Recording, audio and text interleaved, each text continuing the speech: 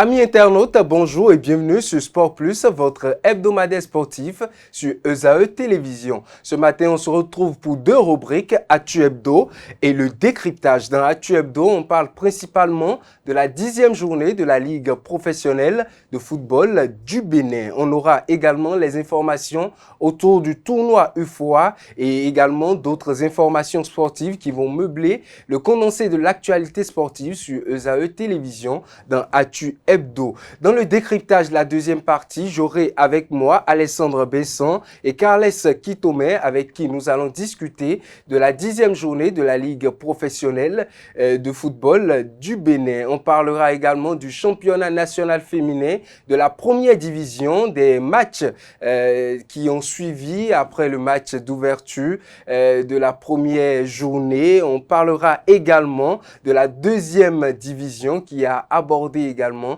sa première journée ce week-end. Le menu ainsi présenté, on se retrouve juste après la page publicitaire.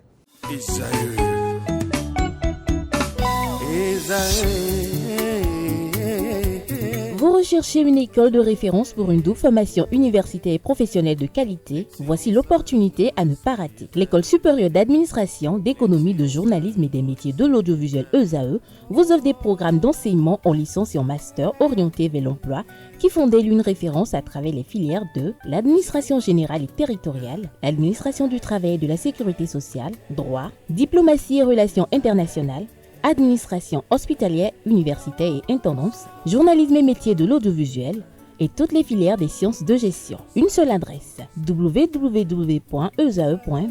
Rendez-vous dès maintenant sur nos campus ESAE Bedjromende au numéro 90 93 65 21 ou au numéro 98 98 14 00. Paracourt sur le numéro 52 46 12 12. Aboumé-Calavi au numéro 52 88 44 44. Akpaka au numéro 52 88 33 33. ESAE, l'excellence à un nom.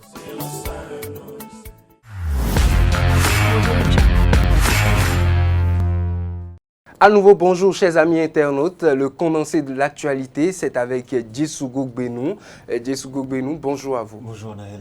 Alors, l'information sportive, on démarre bien sûr par la 10e journée de la Ligue professionnelle de football. Oui, amis internautes, Anaël Doro, la 10e journée de la Ligue professionnelle de football béninois a connu donc le week-end écoulé sa 10e journée. ESAE TV vous propose dans cet élément le condensé donc des matchs qu'il a pu couvrir.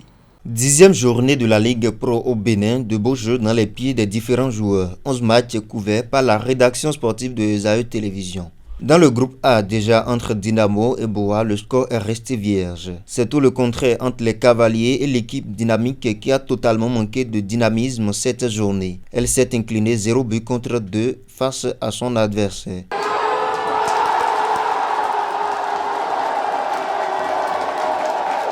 Les Panthères qui dévorent l'équipe de Savalo sur un score de 2 buts contre 1. L'espoir est toujours permis à en croire la prestation des Savalois qui portent désormais une lourde responsabilité.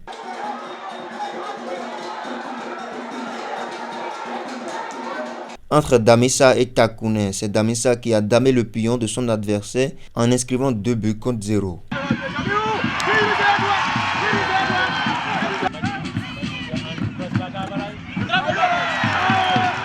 Bekekou Bléchine face à Dynamo d'Aboumé qui a pu s'imposer 1 but contre 0 dans une rencontre de forte sensation.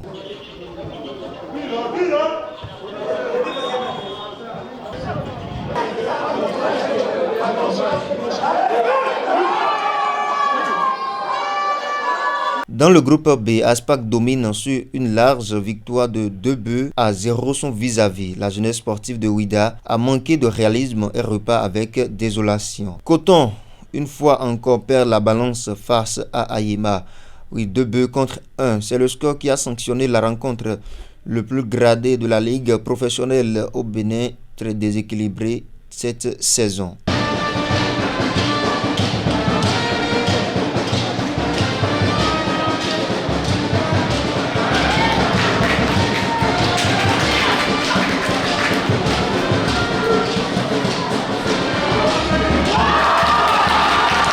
Dadje contraint au partage avec l'Autopopo. Les Dragons et la jeunesse sportive de Pobé se quittent sur respect, un but partout. Même résultat entre les Requins qui n'ont pas pu concrétiser face aux étoiles filantes.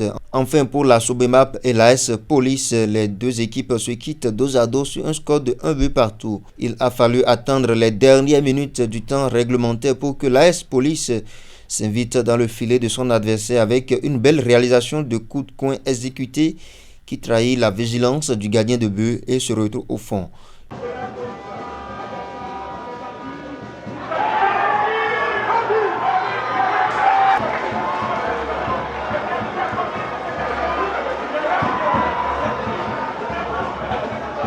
Quatre minutes plus tard, alors que le temps additionnel coulait à flot, la Sobemap vient créer la surprise. À 1 minute du coup de sifflet final, les Verts reviennent au score et créent de l'émotion et de la tristesse.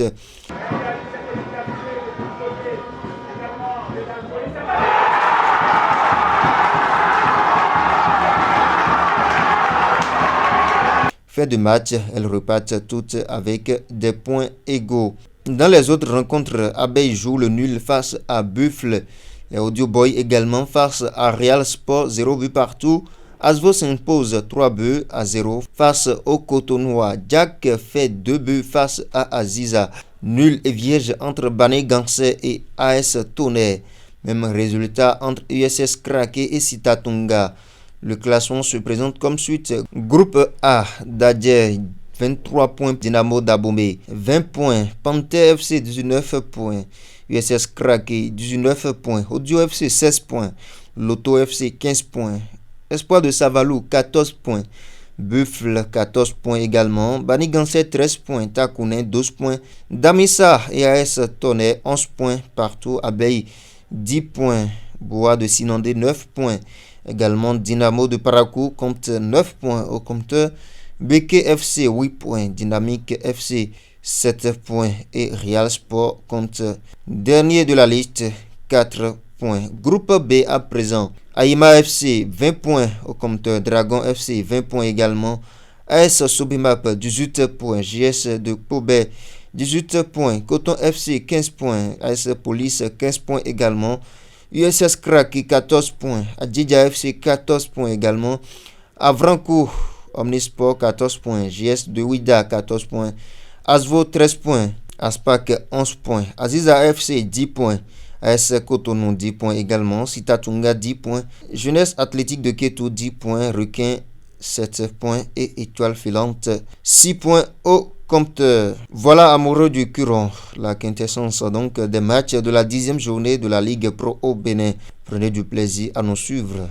Au revoir. Le derby de la poule A a opposé l'Autopopo à Dadje FC le week-end écoulé dans le cadre donc de cette 10e journée de la Ligue professionnelle saison 2024-2025. Au terme de la rencontre, les deux équipes se sont séparées sur un score de parité, 2 buts partout. Les deux entraîneurs se sont prononcés à la fin de la rencontre. Suivez-les au micro de nos reporters. Mes analyses sont très amères parce que déjà en première mi-temps on menait 2-0 et en deuxième mi-temps on s'est fait rattraper et par le score alors qu'on pensait faire le maximum en première mi-temps. Et ce qu'on n'a pas su peut-être respecter les consignes, on était dans l'euphorie, on pensait que le match était fini et bien il y avait un penalty, ça a donné des ailes à l'équipe adverse qui n'est pas aussi une petite équipe. Ils ont poussé, ils ont arraché l'égalisation. Donc tout n'est pas parfait au niveau des joueurs, même à notre niveau peut-être. On était aussi très nerveux dès le début de la partie, surtout que le staff adverse nous provoquait tout le temps. On devait rester encore plus concentré, plus professionnel. On n'a pas bien fait le jeu, ce qu'il fallait à ce niveau. On est tombé aussi dans leur piège et on s'est fait rattraper au score. Je pense qu'on n'a pas tout fait parfaitement. Je pense que nous avons fait le match que nous devrons faire. Vous savez, en première période, notre plan de travail, c'était de mettre Zurka certes dans une position qu'il n'avait pas l'habitude de jouer, c'est-à-dire comme excentré, parce que le match passé, il nous a beaucoup aidé sur le plan offensif. Et aussi, on savait que l'équipe adverse, c'est une équipe qui essaie de sortir le ballon depuis derrière. Donc, nous avons besoin des hommes costauds devant pour les presser. On les a pressés. Et on a joué notre jeu. Malheureusement, sur 2 faits de jeu, et ils arrivent à nous mener à 2-0. En deuxième période, l'option qu'on avait prise en première période n'est plus factible, donc on devrait changer les donnes. Changer les donnes, c'est quoi? C'est mettre Zulka dans sa position naturelle et mettre des joueurs offensifs, ce qu'on a fait. Quand on avait vu qu'il y avait encore d'options de revenir au match, on a fait sortir Hassan qui était un peu épuisé pour mettre encore un intérieur à sa place. À un certain moment même, on a débuté la deuxième période en du 4-4-2 pour remonter. Je pense même, si ce n'était pas ce fait de jeu que l'arbitre nous expulse Bouladi à un moment où nous dominons le match, je pense que ce serait du 3-2 ou bien du 4-2 en faveur de notre propos. Mais tout compte fait, on a pu gérer ces 15 dernières minutes en effort numérique et pour venir de loin et sortir ce point dans un match où vraiment on nous avait donné tous morts contre le leader. Donc pour vous dire que c'est un point où on ne va pas cracher. Le ridicule c'était de perdre ici chez nous devant le leader 2-0 ou 3-0. Les gosses l'ont bien compris, le discours était bien compris à la mi-temps. Donc je pense qu'il faut féliciter les joueurs et surtout aussi être content de la présence aujourd'hui de notre président qui nous a donné beaucoup de force. Le sport pour tous était en démonstration le week-end écoulé également dans la commune d'Abomey-Calavi. Eben Sport et Solidarité ont organisé donc la 4e édition de Calavi à la marche, CAM en abrégé. Retour sur cet événement sportif qui a rassemblé plus d'1 millier de personnes autour donc du sport. Reportage signé Setonde Larios à Diagbenan. Le jour se lève sur la cité d'Ortois, à Abomey-Calavi. Il est environ 6 heures. Hommes et femmes, enfants, jeunes et personnes âgées se lancent sur Calavi à la marche 2024. De la mairie en passant par la rue de l'Espoir, Ita, Carrefour Tankpé et pour revenir au point de départ, il parcourt près de 20 km afin de se maintenir en pleine forme. Cette édition, c'est prévu 20 km, mais nous n'avons plus fait les 20 compte tenu des contraintes. Nous sommes revenus à 17,2. Tous ceux qui étaient là, c'était des milliers de personnes. On a contribué à éliminer quelques toxines de l'organisme. Ils ont transpiré. Ils vont se sentir légers tout au long de la journée. Pourquoi pas 2 ou 3 jours encore. Les éditions de la CAM se succèdent, mais l'objectif reste le même et l'engouement autour de cette activité de sport pour tous prend de l'ampleur. Les participants y viennent de divers horizons. Je dois remercier tous les clubs, la population du Bénin qui a fait le déplacement, ceux du Togo aussi, du Ghana, du Nigeria aussi, sans oublier ceux de la Guadeloupe qui sont aussi des nôtres cette année encore. L'objectif de cette initiative, c'est d'amener la population béninoise à faire le sport pour notre propre bien-être, pour notre santé. Le premier citoyen de la commune d'Abomey-Calavi adhère à la vision K et Ben Sport en initiant cet événement sportif. Le sport n'a pas d'ennemi. Le sport n'est pas politique. Il est apolitique. Donc c'est tout le monde qui a marché. C'est tout le monde qui court après une bonne santé. Donc voilà pourquoi je suis là. Et j'invite tous ceux qui restent encore à se joindre à nous pour que ce sport soit quotidien. Qui le crut? Des jeunes qui déjà ont cet esprit de réunir tout le monde autour d'eux pour promouvoir la santé et la santé pour tous. Je leur dis bravo, félicitations. À l'arrivée des 17 km 200, les participants et partenaires de la 4e édition de CAM gardent leur enthousiasme et tirent un satisfecit aux organisateurs. Cette année, l'organisation a été parfaite. Parfaite, c'est réussi. Pas d'anicroche, on a bien marché de 6h30 de la mairie de Calavi jusqu'à... On a fait le trajet et on est revenu à la mairie de Calavi. Il y a une très bonne organisation cette fois-ci. Donc il y a la sécurité, il y a tout. Quand vous voyez l'engouement, même les gens sont contents de marcher pour cette fois-ci.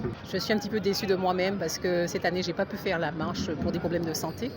Mais j'étais actif sur le terrain. Nous sommes toujours partenaires des événements sportifs et puis de la marche, tout et tout. Ce n'est pas notre première édition avec cette marche. C'est pourquoi nous accompagnons toujours tout ce qui est sport. Sauver des vies à travers le sport, c'est le thème de Calavi à la marche CAM 2024. À 2 semaines de l'événement, une opération de collecte de poches de sang a été organisée le 16 novembre 2024 à la clinique Divine Miséricorde.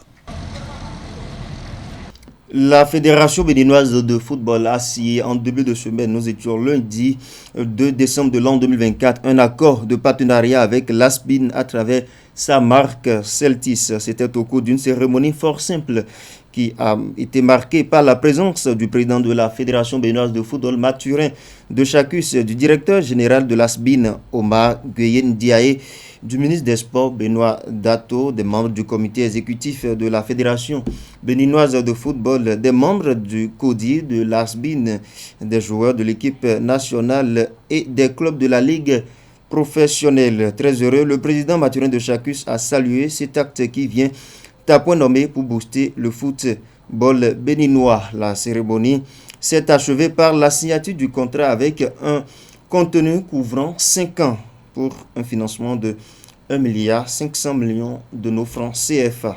Le vendredi 29 novembre 2024, au siège de l'UFOAB, a eu lieu le tirage au sort de la toute première édition du tournoi UFOAB U17 filles. Le Bénin est dans le groupe A avec le Ghana, avec le Burkina Faso. Le groupe B est composé du Nigeria, du Niger et de la Côte d'Ivoire. Le tournoi est prévu au Ghana du 12 au 26 décembre de l'an 2024.